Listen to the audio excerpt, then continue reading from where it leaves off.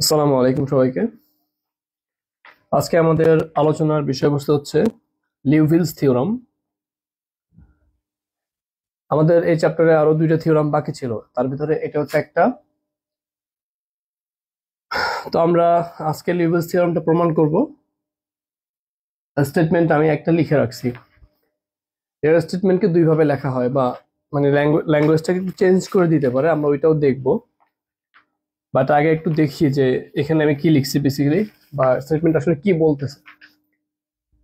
প্রথম কথা, if an entire function f of z is bounded for all values of z, যদি f of z ফাংশনটা একটা entire function হইতে হবে অবশ্যই, সে entire function f of z ফাংশনটা বাউন্ডেড হবে for all values of z, যেটার প্রত্যেকটা মানের জন্য, then it is a constant function. তাহলে আমাকে দেখাইতে হবে এই fz ফাংশনটা একটা কনস্ট্যান্ট ফাংশন। এই বিষয়টাকে আরেকটা ওয়েতে রিপ্রেজেন্ট করে, আমি একটু লিখে রাখি সেটাও। অর মানে ল্যাঙ্গুয়েজটা এরকম হইতেই পারে, আলাদা একটু হইতে পারে। সেটা হচ্ছে if f is a regular function, বা if f is regular, if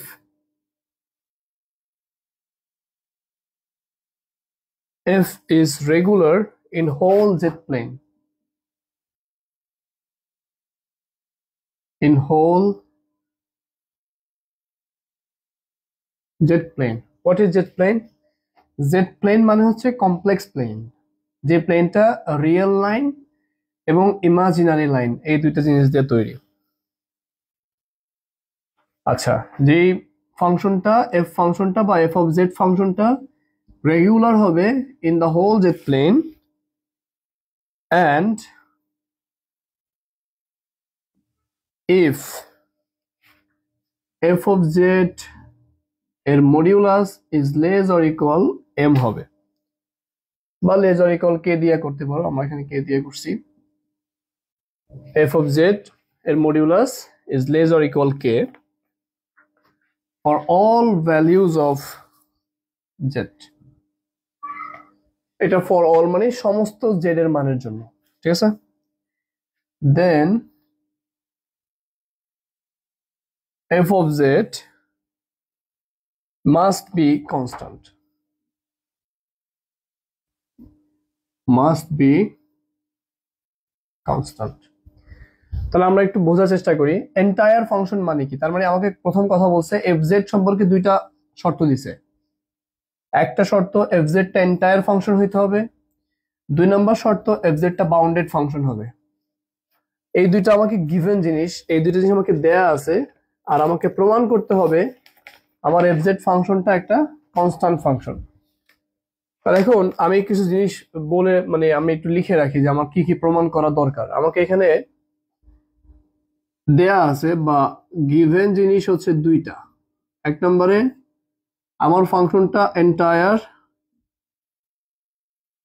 and ফাংশনটা বাউন্ডেড, এই দুইটা জিনিস হচ্ছে গিভেন। তাহলে এন্টায়ার ফাংশন মানে কি? এন্টায়ার ফাংশন মানে হচ্ছে যদি কোনো একটা কমপ্লেক্স প্লেন আঁকো, যে কমপ্লেক্স প্লেনের এইটা রিয়েল লাইন বা বাস্তব লাইন, আর এইটা হচ্ছে ইমাজিনারি লাইন বা অবাস্তব লাইন। এই কমপ্লেক্স প্লেনের ইচ অ্যান্ড এভরি পয়েন্ট, একেবারে কমপ্লেক্স প্লেনের সমস্ত পয়েন্টে যদি কোনো ফাংশনটা অ্যানালাইটিক হয়, তাহলে সেই ফাংশনগুলোকে আমরা এন্টায়ার ফাংশন বলবো। সেই ফাংশনটাকে আমরা এন্টায়ার ফাংশন বলবো। কথা ক্লিয়ার? তার মানে entire means analytic in whole complex plane. Entire মানে কি? Analytic in whole complex plane. লিখে রাখতে পারো চাইলে যে analytic in whole z plane. Clear? আর অ্যানালাইটিক মানে কি? অ্যানালাইটিক মানে ডিফারেন্সিয়েবল হবে, এই জেড প্লেনের সমস্ত বিন্দুতে ডিফারেন্সিয়েবল হবে, এটাকে এন্টায়ার ফাংশন বলে। আর বাউন্ডেড কথাটার মানে কি? বাউন্ডেড কথাটার মানে হচ্ছে যেই ফাংশনটার ফাংশনাল ভ্যালু একটা নির্দিষ্ট রেঞ্জের ভিতরে থাকে, ওই সমস্ত ফাংশনগুলোকে বলা হয় বাউন্ডেড ফাংশন। একটা এক্সাম্পল দেওয়া যাক। ধরো এটা একটু তোমার সাইন ফাংশন। এই সাইন ফাংশনের ফাংশনাল ভ্যালু মানে y equal to sine x. তো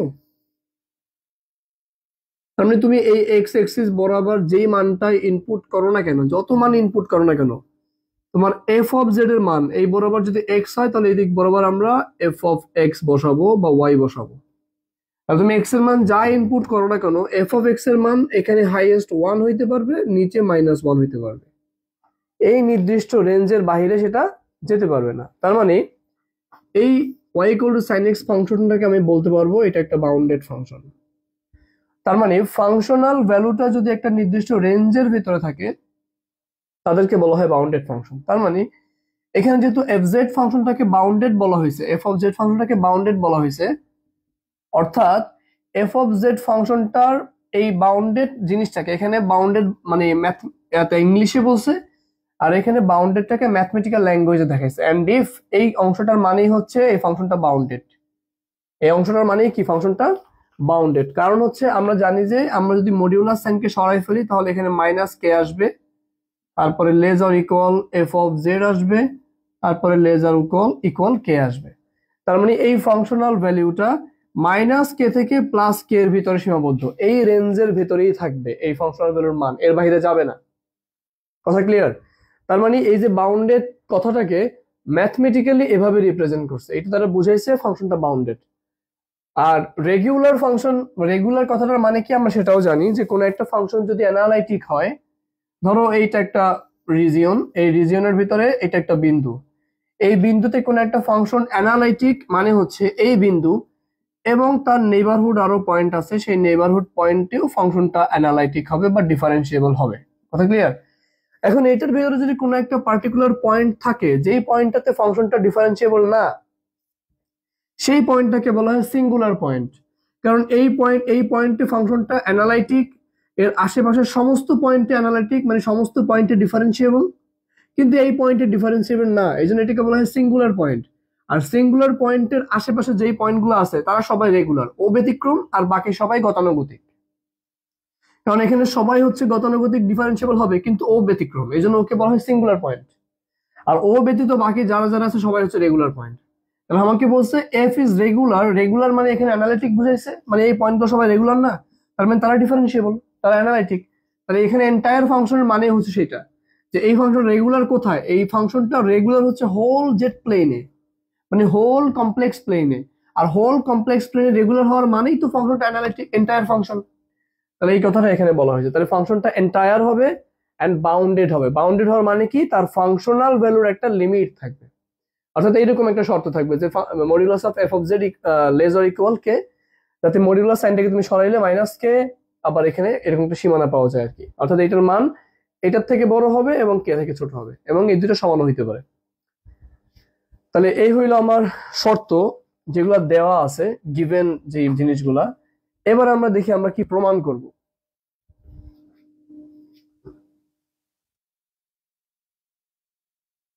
আচ্ছা, আমাদের প্রমাণ করা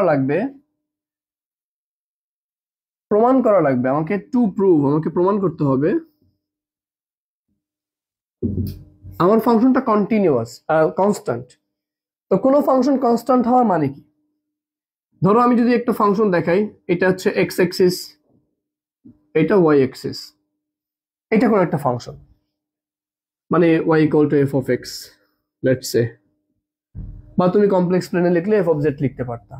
এটার মানে হচ্ছে তুমি এক্স এর মান 2 বসাও, 3 বসাও, 4 বসাও, 5 বসাও, ডট ডট ডট যাই বসাও না কেন, ফাংশনাল ভ্যালু সবসময় ফিক্সড। ধরো 5 ধরে নিলাম, আর অন্য সংখ্যা থাকতে পারে। আমি 2 বসাই, এক্স এর মান 2 বসাইলো, ওয়াই এর মান 5 পাচ্ছি, এক্স এর মান 3 বসাইলো, ওয়াই এর মান 5 পাচ্ছি, 4 বসাইলো 5, 5 বসাইলো, যাই বসাই না কেন, রিয়েল নাম্বার যা যা আছে সবকিছু বসাইলে ফাংশনটার মান আমি 5 পাচ্ছি, একটা ফিক্সড ভ্যালু পাচ্ছি, চেঞ্জ হচ্ছে না। এই জন্য তখন এই ফাংশনটাকে বলা হবে কনস্ট্যান্ট ফাংশন। এখন আমি যদি এখানে র্যান্ডম দুইটা পয়েন্ট নিলাম, একটাকে পয়েন্টকে আমি এ দিয়ে প্রকাশ করলাম, আর একটা পয়েন্টকে আমি বি দিয়ে প্রকাশ করলাম, তার মানে এই এ পয়েন্টের functional value that is f of এ আর বি পয়েন্টের functional value that is f of B, এই দুইটা জিনিস ইকুয়াল হবে। এই দুইটা জিনিস যদি ইকুয়াল হয় তাহলে সেই ফাংশনটা কনস্ট্যান্ট। কথা ক্লিয়ার? তাহলে এখন আমরা যে এই কাজটা করব, এই যে লিবনিজ থিওরেমটাকে প্রমাণ করব বা দেখাবো যে ওই ফাংশনটা একটা কনস্ট্যান্ট ফাংশন, সেটাও আমরা নির্দিষ্ট একটা আমাদের সেই ক্লোজড কন্টুরের ভিতরে বা ক্লোজড কার্ভের ভিতরে দেখাবো। বুঝতে পারছি কথা? তাহলে টু প্রুফ, কি প্রুফ করতে হবে? প্রুফ করতে হবে এফজেড ফাংশনটা কনস্ট্যান্ট। এফজেড ফাংশনটা কি কনস্ট্যান্ট, এটা আমার প্রমাণ করা লাগবে। এখন এফজেড ফাংশন কনস্ট্যান্ট কেমনে বুঝবো? আমি যদি একটা ক্লোজড কার্ভ নেই, লেটস সে একটা ক্লোজড কার্ভ নিলাম আমি, এটা সেই ক্লোজড কার্ভের ভিতর থেকে র্যান্ডম দুইটা পয়েন্ট নিলাম, এটা একটা পয়েন্ট, এটা একটা পয়েন্ট, এই পয়েন্টের নাম দাও এ, এই পয়েন্টের নাম দাও বি। এখন এই দুইটা পয়েন্টে তুমি ফাংশনাল ভ্যালু বের করবা, সেই ফাংশনাল ভ্যালু দুইটা সমান হবে। যদি সমান হয় তাহলে তুমি বলতে পারো ফাংশনটা কনস্ট্যান্ট। কথা ক্লিয়ার? আর এটা সমান তুমি কিভাবে প্রমাণ করবা? তুমি যদি f of A minus f of b equal to 0 দেখাইতে পারো, তাহলে তুমি বলতে পারবা f of A equal to f of b, অর্থাৎ এফ জেড ইজ কনস্ট্যান্ট। কথা ক্লিয়ার? যেখানে এ আর বি কি? এ আর বি হচ্ছে তুমি যেই ক্লোজড কন্টুর ধরে কাজ করতেছো বা ক্লোজড কার্ভ ধরে কাজ করতেছো, তার মধ্যবর্তী দুইটা বিন্দু, র্যান্ডম দুইটা পয়েন্ট এ এন্ড বি, ইনসাইডে থাকতে হবে অবশ্যই। তো এই হচ্ছে আমাদের পুরো থিওরিটার ওভারভিউ। আমরা আশা করি থিওরিটার কনসেপ্টটা কি বা ওরা কি দিছে আর কি প্রমাণ করতে বলছে সেটা আমরা ক্লিয়ারলি বুঝতে পারছি। এবার আমাদের প্রমাণের কাজটা শুরু। এটা প্রমাণটা একটু বড় হবে, কিছুক্ষণ পর আমার এই পাশের সব অংশ মুছে ফেলা লাগতে পারে।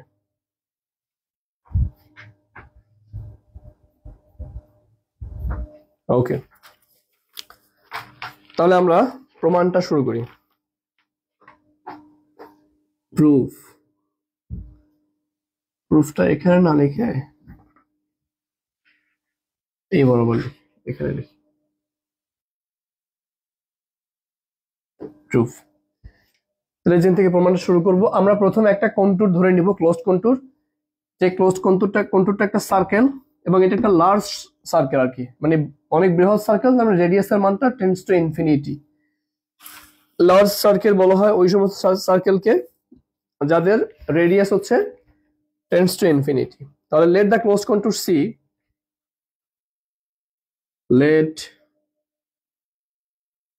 দ্য ক্লোজড কন্টুর বা ক্লোজড কার্ভ, কন্টুর আর ক্লোজড কার্ভ দ্বারা একই বুঝাইছে। Let the closed contour C be a large circle. Be a large circle. যেই সার্কেলটার ইকুয়েশন হচ্ছে modulus of z equal to r, modulus of z equal to r। আর যেহেতু large circle তার মানে r is tends to infinity. এই টার্মগুলো আমাদের next একেবারে লাস্টের দিকে গিয়ে কাজে লাগবে। তো এখন আমরা ধরে নিব আমাদের সেই ক্লোজড কন্টুর, আমি চিত্রটা এখানে এঁকে ফেলছি আর আমি কথা না বাড়াচ্ছি, দিস ইজ দ্য রেডিয়াস আর, এটাই হচ্ছে আমার সেই ক্লোজড কন্টুর সি, এটাই লার্জ সার্কেল, আর এখানে এই আর এর মানটা টেন্ডস টু ইনফিনিটি, এগুলো আমরা বললাম এখানে। এটার ইকুয়েশন হচ্ছে এই জেড মডিউলাস ইকুয়াল টু আর। আশা করি এতটুকু ক্লিয়ার। তাহলে এখন আমরা এটার ভিতরে থেকে র্যান্ডম দুইটা পয়েন্ট ধরে নেব A and B. Let 2 points A and B inside the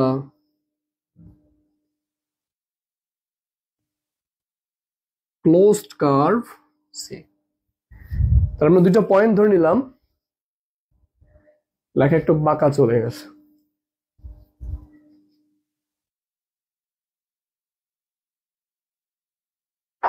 So let 2 points A and B inside the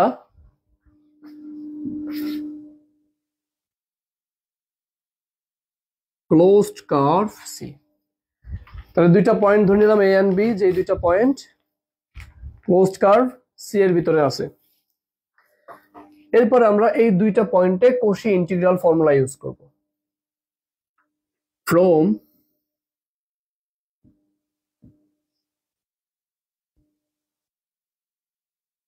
Cauchy integral formula. Cauchy integral formula থেকে আমরা জানতে পারি বা আমরা পাই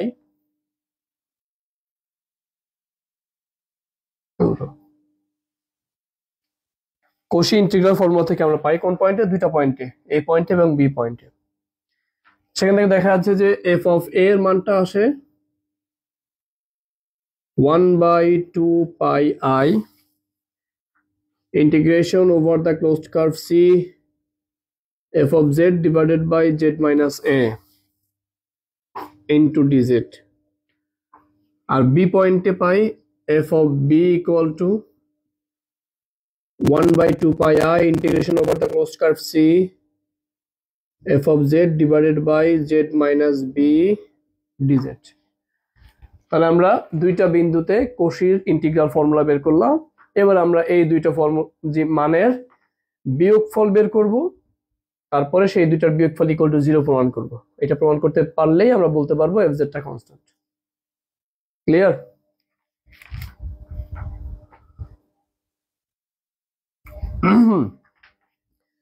তাহলে এখন আমরা এই দুইটা জিনিসের ডিফারেন্স বের করব আর কি। লেখা যাক নাও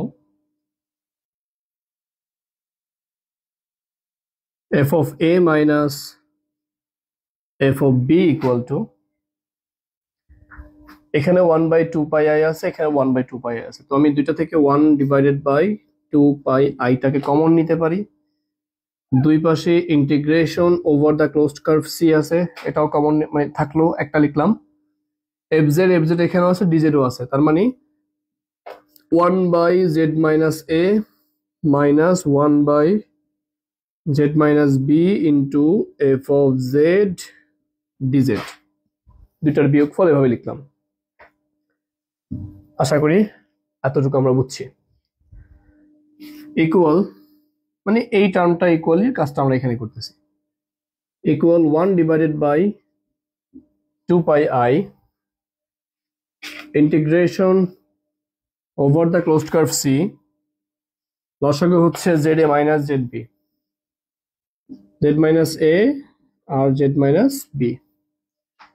তাহলে এখানে থাকতেছে z minus b minus z plus a, এত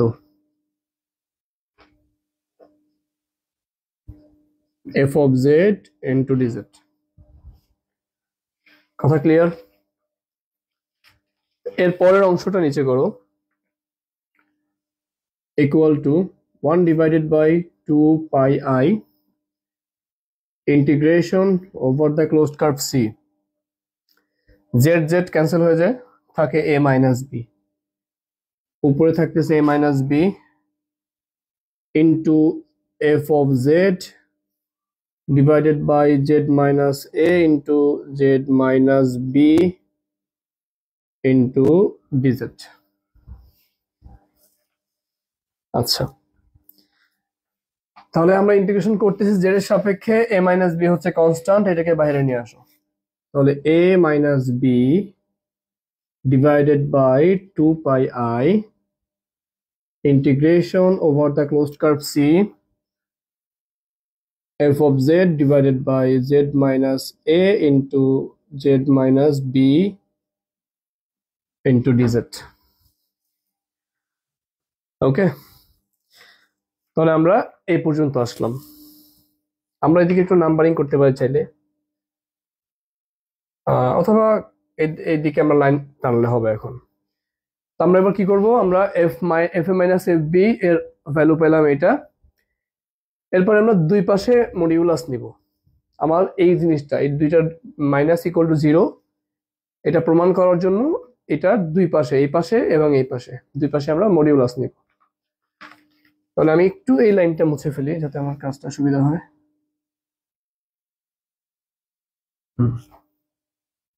এটা তো জানো অলরেডি যে কনস্ট্যান্ট কেমনে প্রমাণ করবা, f of a equal to f of b দেখাবা, এটা জানি।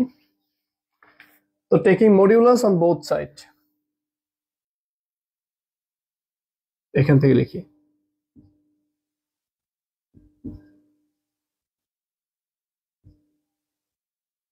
taking modulus on both sides, দুই পাশে মডিউলাস নিয়ে আমরা পাই। একটু ভালো করে কেয়ারফুল থাকিও, এই লাইনের সাথে কিন্তু এই লাইন পরের লাইন না, এটার পরে কিন্তু এখানে আসছে, এটা শেষ করে তারপরে এখান থেকে স্টার্ট করছি।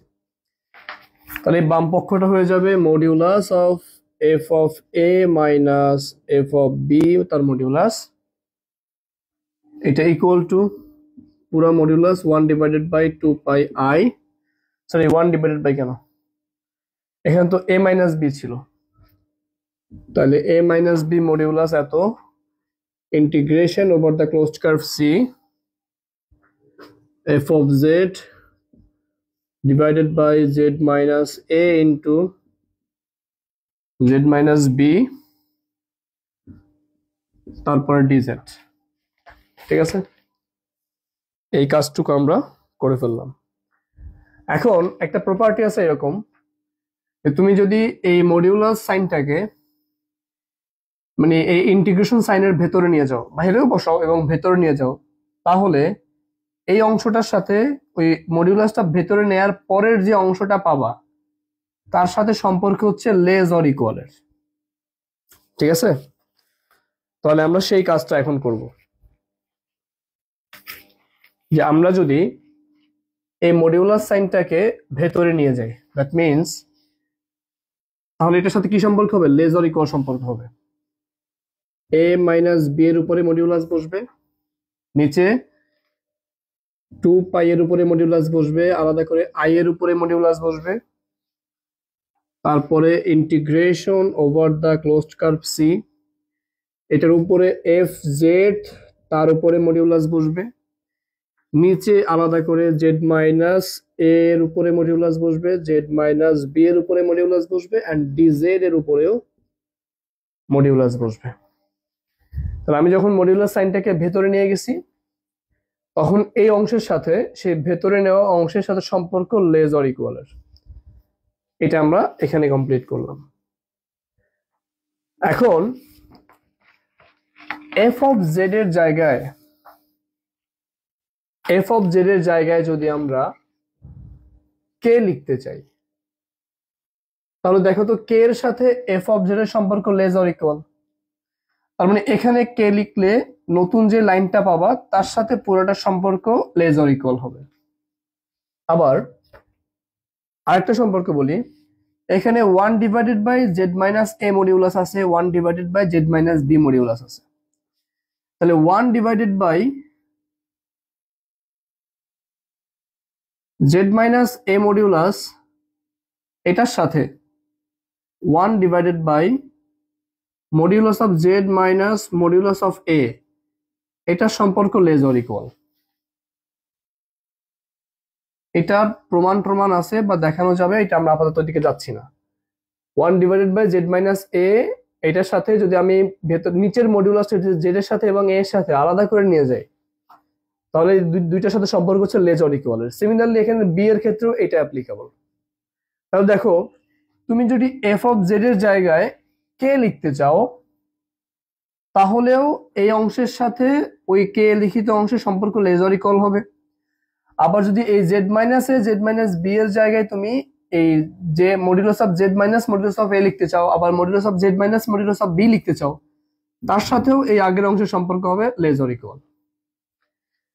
এরপরে আবার এখানে জেড মাইনাস ডিজেড এর যে মানটা, সেই ডিজেড এর মানটা আমরা এখানে একটু বসাবো। আচ্ছা, আমি আপাতত সেই অংশটা করি, পুরোটা একবারে লিখে ফেলাই বেটার হবে। ডিজেড এর মানটা কত হয় এটা কোথায় দেখানো যায়? আমরা মোছা লাগবে, আসলে জায়গা নাই, আমার বোর্ড ছোট, অথবা চাইলে এখানে দেখানো যায়। এখানে একটা অংশ দেখাই আমি যে ডিজেড এর মানটা কিভাবে বের করবো। দেখো আমরা কন্ট্যুর ধরে নিয়েছিলাম কোনটা, হেয়ার জেড এর মডিউলাস ইকুয়াল টু আর ধরে নিয়েছিলাম। অতএব শুধু জেড যদি বের করি সেটা হবে R into e to the power i theta. এগুলো আমরা জানি যে এখানে জেড মানে এটা দ্বারা শুধু রেডিয়াস বুঝাইছে, সার্কেলটার রেডিয়াস বুঝেছে, সেটা আর। যখন মডিউলাস সাইনটাকে উঠাই দেবো তখন এখানে R e to the power i theta গুণ হবে। এই পাশে টোটাল ডিফারেন্সিয়েট করো, ডিজেড পাবা, এই পাশে করলে আর এর জায়গায় আর থাকবে, এ টু দি পাওয়ার আই থিটাকে করলে এ টু দি পাওয়ার আই থিটাকে আবার করলে এখানে একটা আই পাবা, টোটাল ডিফারেন্সিয়েট করে ডি থিটা বসবে। তা তোমার তো দরকার মডিউলাস অফ জেড এর মান, তার মানে তুমি এই পাশে মডিউলাস এর মান বের করবা, এই পাশে মডিউলাস দিবা, modulus of z equal to modulus of r modulus of i modulus of e to the power i theta into modulus of d theta.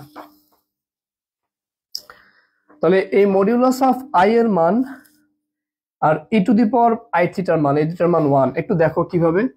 Modulus of I equal to মানে হচ্ছে 0 plus 0 into I তার modulus. এটার মডিউলাসের সূত্র হচ্ছে, sorry 0 into I না, 0 plus 1 into I, কারণ এখানে I তো আছে, এখানে 0 তে আই ভ্যানিশ হয়ে যাবে।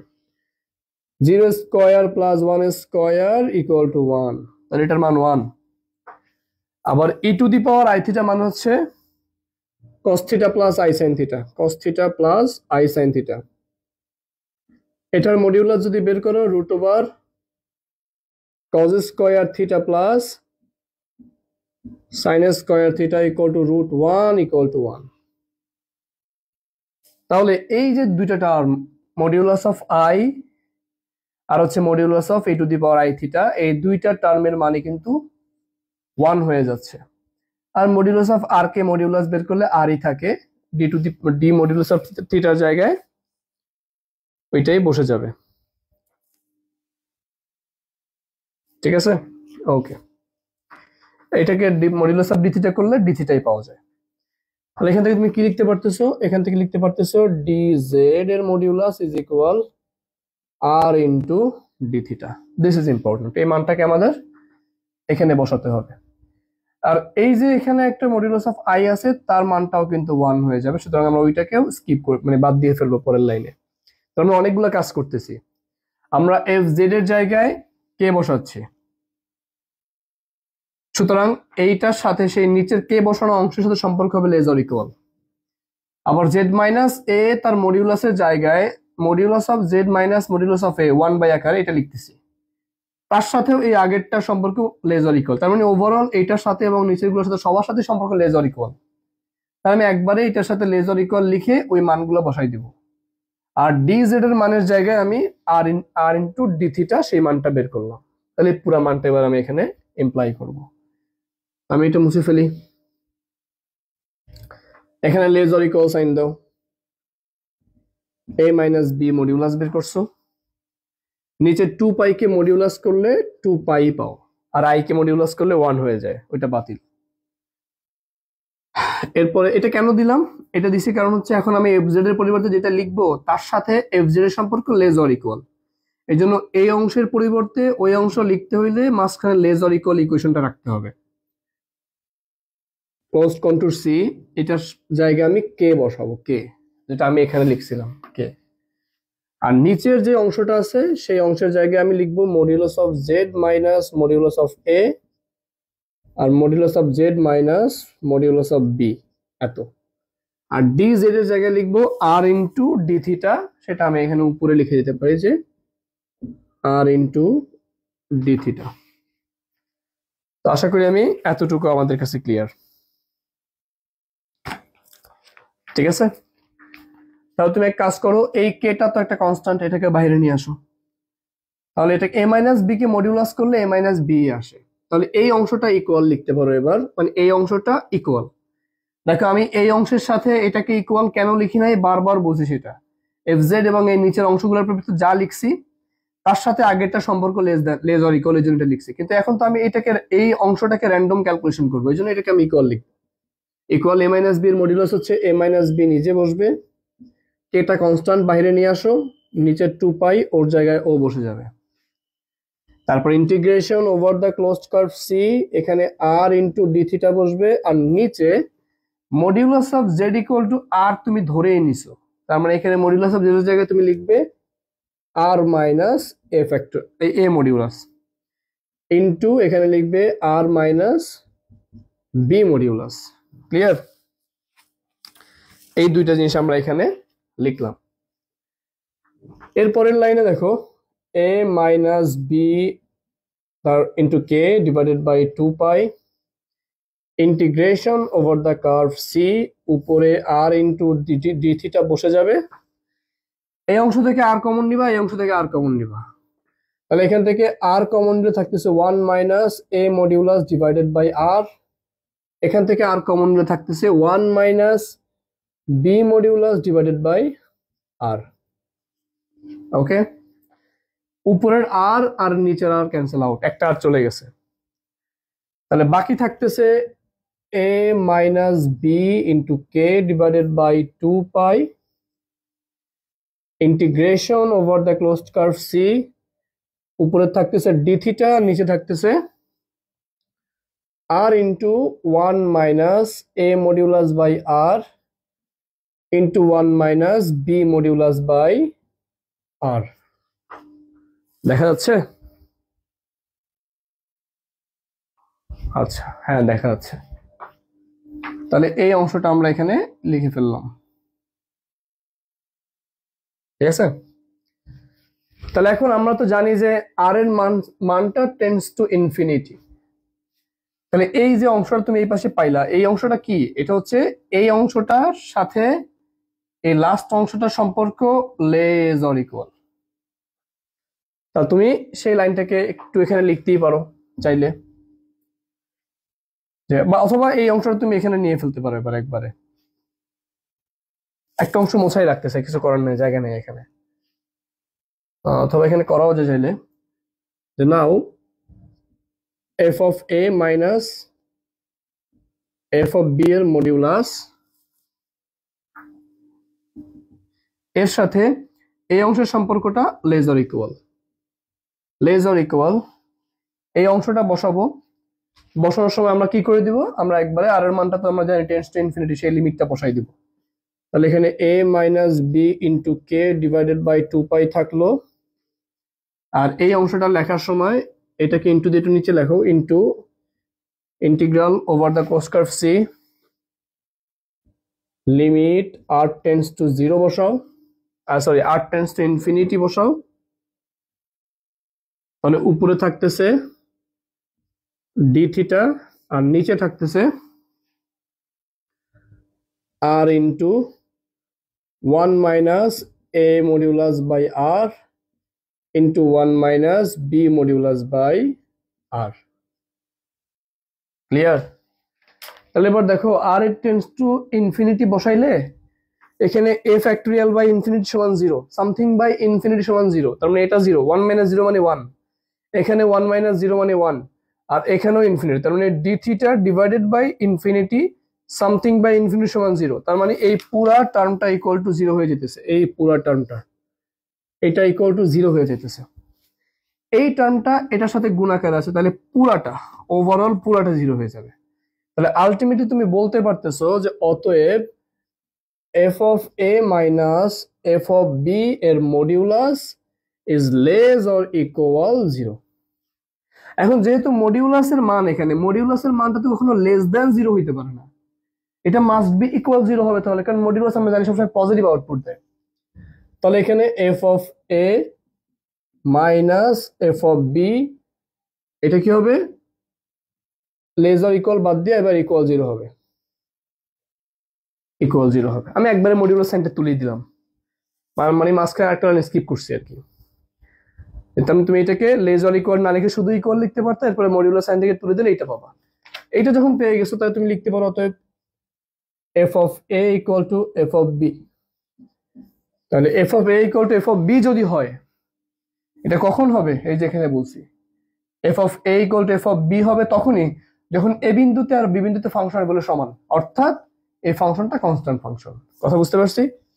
তো এই তো এতটুকু প্রমাণ। এরপর লাইনে লিখবা যে so the given function F of Z is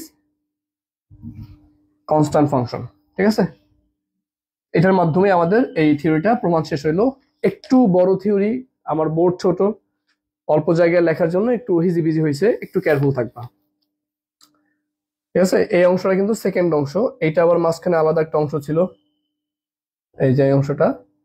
তারপরে এই যে অংশটা দেখতে পাচ্ছ এটা কিন্তু আবার লাস্টের পার্ট। ঠিক আছে। আর এটা আবার সেকেন্ড পার্ট। এইটা ছিল উপরটা প্রথম পার্ট। আশা করি এবার ক্লিয়ার।